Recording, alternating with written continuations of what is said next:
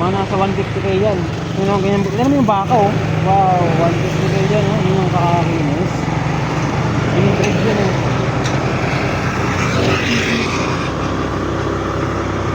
Kahit na mayugyug tayo, yung camera ko hindi mayugyug yung dating. Hindi ka maihilo. Naka 4K resolution. Oo. Pwede na lang sa YouTube. Of course.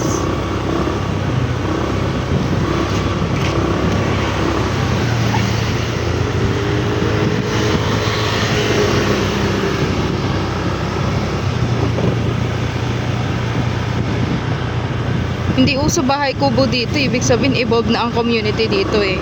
Although hindi kasing evolve ng Metro Manila, generally okay. Uso bahay kubo dito. Nasa looban lang. Bahay kubo made of nipa hut Yung ano lang, bahay-bahayan. Hindi nga yun, hindi mga ganyan. Bahay kubo talaga. Alam mo naman ang itsura ng bahay kubo eh. Yung pure na kahoy talaga. It's made of nipa hut. Nipa hut. Hindi yun. Ganun yung bahay namin sa probinsya noon. Ang ginastusan ni daddy ng mga 50k. Pinalaki niya. Sinementohan yung labas. Kulay orange plate din.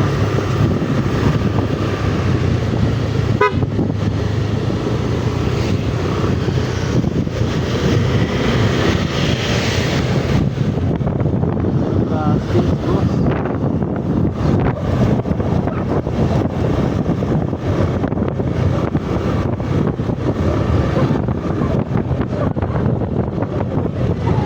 Balik tayo dun, hindi naman nga umuulan eh. Mas gusto mo talaga dun Ay, ano kasi magandang mga field. Oh, sige. Yung magandang field na habol ko, hindi yung ganito eh. Di ba meron doon yung magandang field?